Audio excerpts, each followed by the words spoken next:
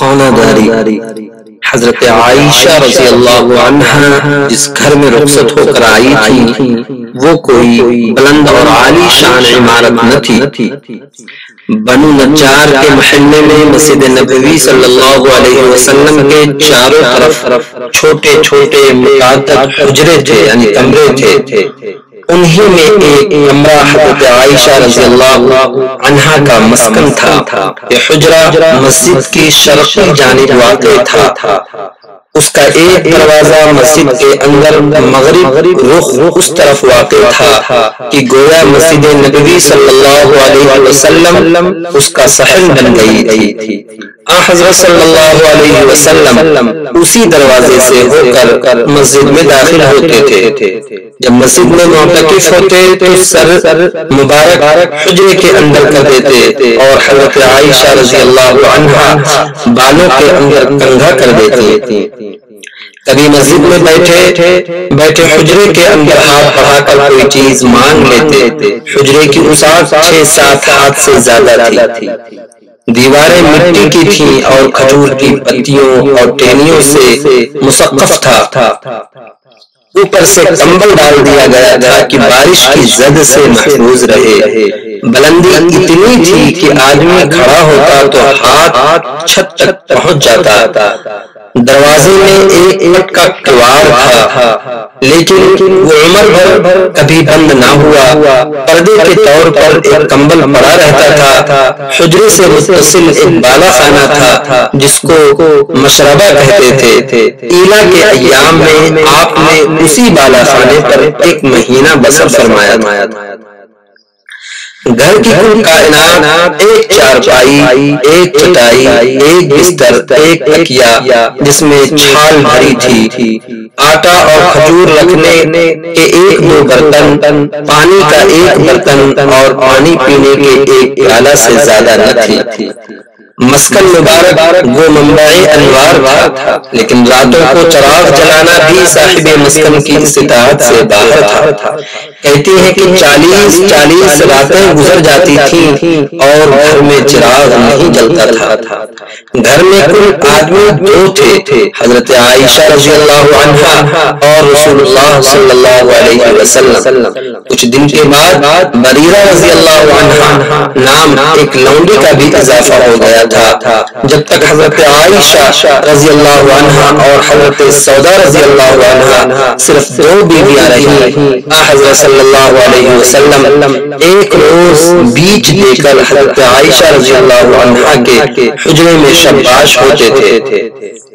اس کے بعد جب اور ازواج بھی اس شرف سے ممتاز ہوئیں تو حضرت سودا رضی اللہ عنہا نے اپنی کبر سنی کے سبب اپنی باری حضرت عائشہ رضی اللہ عنہا کو ایثارن دے دی۔ اس بنا پر 9 دن میں 2 دن آپ حضرت عائشہ رضی اللہ عنہا کے گھر مقیم رہتے۔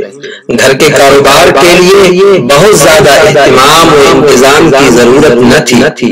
کھانا پکنے کی بہت کم نوبت آتی تھی۔ خود حضرت عائشہ رضی اللہ عنہا فرماتی ہیں کہ کبھی 3 دن متصل ایسے نہیں گزرے کہ خاندان نبوت نے سیر ہو کر کھانا کھایا ہو۔ فرماتی تھی گھر میں مہینہ بھر آگ نہیں جلتی تھی۔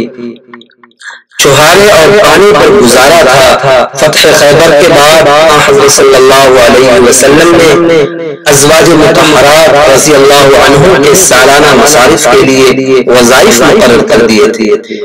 80 وسط 12 شتر چوہارا اور 20 وسط جو لیکن اثار و فیاضی کی بدولت سال بھر کے لیے سامان کبھی کافی نہ ہوا۔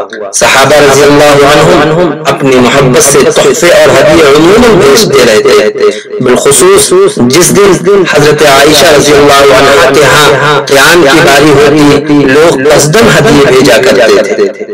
اکثر ایسا ہوتا کہ آپ صلی اللہ اللہ علیہ وسلم باہر سے تشریف لاتے اور دریافت فرماتے کہ عائشہ رضی اللہ عنہا کچھ ہے؟ جواب دیتی کہ یا رسول اللہ صلی اللہ علیہ وسلم کچھ نہیں، اور پھر گھر بھر روزہ ہوتا۔ کبھی بعض انصار دودھ بھیج دیا کرتے تھے، اسی پر قناعت کر لیتے۔ اس عقل و شعور کے باوجود جو فطرتاً فیاض قدرت کی طرف سے ان کو عطا ہوا تھا، کم سینی کی غفلت اور بھول چوک سے وہ بری نہ تھی۔ گھر میں آٹا گوندھ کر رکھتی اور بے خبر سو جاتی، بکری آتی اور کھا جاتی۔ ایک دفعہ کا واقعہ ہے کہ انہوں نے اپنے ہاتھ سے آٹا پیسا، اس کی ٹکیاں پکائیں اور حضرت صلی اللہ علیہ وسلم کی تشریف آوری کا انتظار کرنے لگے۔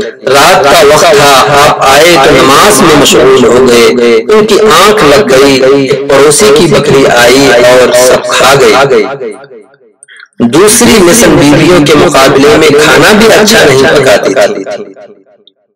حضرت صلی اللہ علیہ وسلم کا خانگی انتظام حضرت بلال رضی اللہ عنہ کے سپرد تھا۔ وہی سال بھر کا غلہ تقسیم کرتے تھے، ضرورت کے وقت باہر سے قرض لاتے تھے۔ حضرت صلی اللہ علیہ وسلم نے جب وفات پائی ہے تو سارا عرب مسخر ہو چکا تھا اور تمام صوبوں سے بیت المال میں خزانے کے خزانے لگے چلے آتے تھے۔ تاہم جس دن حضرت صلی اللہ علیہ وسلم نے وفات پائی، اس دن حضرت عائشہ رضی اللہ عنہا کے گھر میں ایک دن کے گزارے کا سامان بھی نہ تھا۔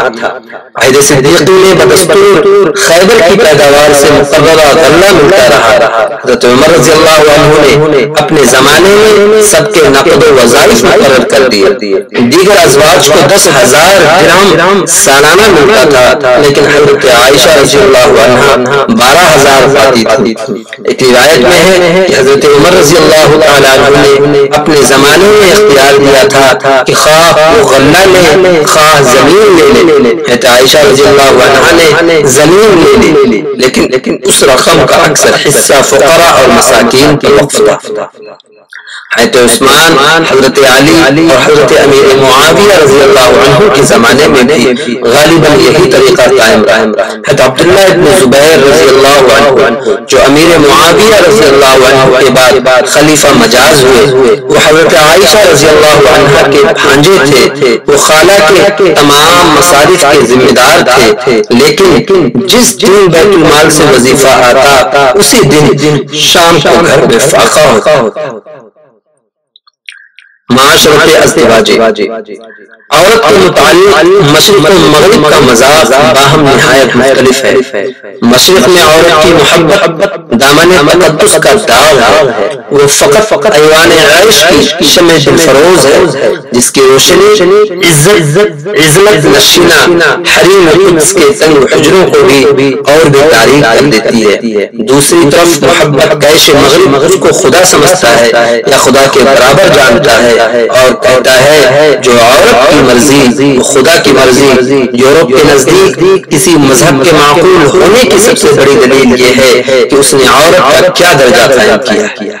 اسلام کا صراط مستقیم افراط و تفریط کے وسط سے نکلا ہے۔ وہ نہ عورت کو خدا جانتا ہے نہ زندگی کی راہ کا کانٹا سمجھتا ہے۔ اس نے عورت کی بہترین تعریف یہ کی ہے کہ وہ مرد کے لیے اس کشمکش گاہ عالم میں تسکین و تسلی کی روح ہے۔ ومن آياته أن خلق لكم من أنفسكم أزواجا لتسكنوا إليها وجعل بينكم مودة ورحمة۔ ترجمہ، اور اس کی نشانیوں میں سے ایک یہ ہے کہ اس نے خود تمہاری جنس سے تمہاری بیویاں پیدا کی کہ تم ان کے پاس پہنچ کر تسلی پاؤ، اور اسی نے تم دونوں کے درمیان لطف و محبت پیدا کی۔ بہرحال اس موقع پر یہ بحث مقصود نہیں کہ اسلام میں عورت کا کیا درجہ ہے اور اس کے کیا حقوق ہیں۔ یہاں ہم کو صرف یہ دکھانا ہے کہ حضرت صلی اللہ علیہ وسلم اور حضرت عائشہ رضی اللہ عنہا کی خانگی زندگی میں عملاً ازدواجی زندگی کا کیا حال تھا۔ حضرت صلی اللہ علیہ وسلم فرماتے ہیں خیرکم خیرکم لأہلہ وانا خیرکم لأہلی، تم میں اچھا وہ ہے جو اپنی بیوی کے لیے سب سے اچھا ہے اور میں اپنی بیویوں کے لیے تم سب سے اچھا ہوں۔ صحیح بخاری جلد نمبر 2 باب حسن المعاشرہ۔ اس کی عملی تصدیق اس سے ہوگی کہ حضرت عائشہ رضی اللہ عنہا کی ازدواجی زندگی 9 سال تک قائم رہی، لیکن اس طویل مدت میں واقعہ قیلہ کے سوا کوئی واقعہ باہمی غیر معمولی کشیدگی کا پیش نہیں آیا۔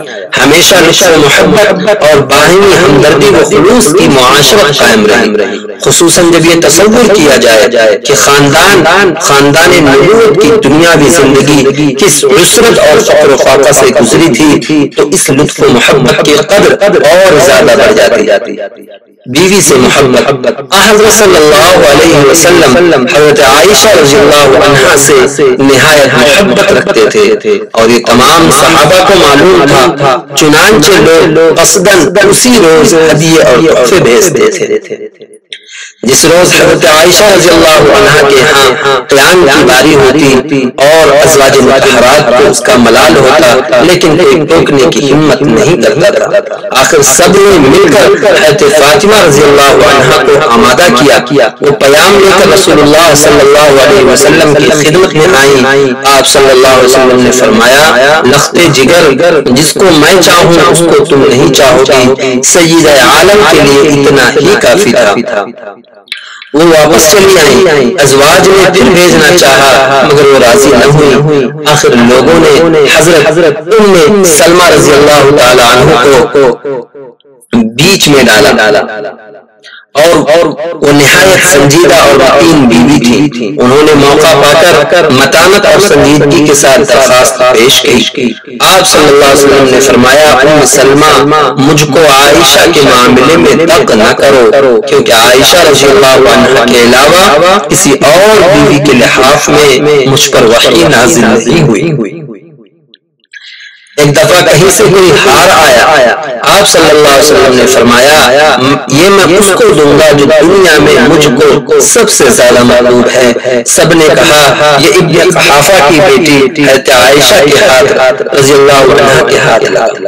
لیکن حضرت صلی اللہ علیہ وسلم کی پاک و خالص محبت رنگین لباسوں اور طلائی زیوروں کے پردے میں کبھی نہیں ظاہر ہوئی، اس لیے آپ نے وہ ہار اپنی کمسن نواسی حضرت زینب رضی اللہ عنہا کی صاحبزادی امامہ رضی اللہ عنہا کو عنایت فرمایا۔ حضرت عمر بن عاص رضی اللہ عنہ جب غزوہ سلاسل سے واپس آئے تو دریافت کیا کہ یا رسول اللہ صلی اللہ علیہ وسلم، آپ دنیا میں سب سے زیادہ کس کو محبوب رکھتے ہیں؟ ارشاد ہوا کہ عائشہ رضی اللہ عنہ کو۔ عرض کیا، یا رسول اللہ صلی اللہ علیہ وسلم، مردوں کی نسبت سوال ہے۔ فرمایا، عائشہ رضی اللہ عنہ کے باپ کو۔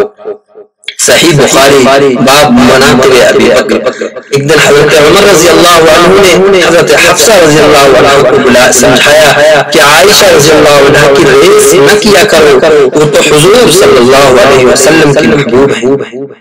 ایک دفعہ ایک سفر میں حضرت عائشہ رضی اللہ عنہ کی سواری کا اونٹ بھٹک گیا اور ان کو لے کر ایک طرف کو بھاگا۔ حضرت صلی اللہ علیہ وسلم اس قدر بے قرار ہوئے کہ بے اختیار زبان مبارک سے نکل گیا، وَعُروسَاهُ، ہائے میری دلہن۔ ایک دفعہ حضرت صلی اللہ علیہ وسلم باہر سے تشریف لائے، حضرت عائشہ رضی اللہ عنہ کے سر میں درد تھا، اس لیے وہ کراہ رہی تھی۔ آپ نے فرمایا، ہائے میرا سر۔ اسی وقت حضرت صلی اللہ علیہ وسلم کی بیماری شروع ہوئی اور یہی آپ کا مرض الموت تھا۔ مرض الموت میں بار بار دریافت فرماتے تھے کہ آج کون سا دن ہے۔ لوگ سمجھ گئے کہ حضرت عائشہ رضی اللہ عنہ کی باری کا انتظار، چنانچہ آپ کو لوگ ان کے حجرے میں لے گئے اور آپ کا وفات وہیں مقیم رہے اور وہیں حضرت عائشہ رضی اللہ عنہ کے زانوں پر سر رکھے ہوئے وفات پائی۔ فرمایا کرتے تھے کہ الہی جو چیز میرے امکان میں ہے یعنی بیویوں میں معاشرت اور لین دین کی برابری میں اس عدل سے باز نہیں آتا، لیکن جو میرے امکان سے باہر ہے یعنی حضرت عائشہ کی قدر و محبت اس کو معاف کرنا۔ عام لوگ سمجھتے ہیں کہ آپ صلی اللہ علیہ وسلم کو حضرت عائشہ رضی اللہ عنہا سے محبت حسن و جمال کی بنا پر تھی، حالانکہ یہ قطعاً غلط ہے۔ ازواج مطہرات میں حضرت زینب رضی اللہ تعالی عنہا، حضرت جویریہ رضی اللہ عنہا اور حضرت صفیہ رضی اللہ عنہا بھی حسین تھی۔ ان کے محاسن ظاہری کی تعریف احادیث اور تاریخ و سیر کی کتابوں میں موجود ہے۔ اسی کے ساتھ کمسن اور گویا کماری بھی تھی، لیکن حسن و جمال کی حیثیت سے حضرت عائشہ رضی اللہ عنہا کے متعلق ایک دو موقع کے سوا حدیث و تاریخ و سیر میں ایک حرف بھی مذکور نہیں۔ ایک مستثنا موقع یہ ہے کہ حضرت عمر رضی اللہ عنہ نے حضرت حفصہ رضی اللہ عنہا سے کہا تھا کہ تم عائشہ رضی اللہ عنہا کی ریس نہ کرو کہ وہ تم سے خوبصورت ہے اور حضرت صلی اللہ علیہ وسلم کو پیاری ہے۔ حضرت صلی اللہ علیہ وسلم نے حضرت عمر رضی اللہ عنہ کا یہ فقرہ سنا تو تبسم فرمایا۔ بہرحال اس سے صرف یہ ثابت ہوتا ہے کہ وہ حضرت حفصہ رضی اللہ عنہا پر ترجیح رکھتی تھی۔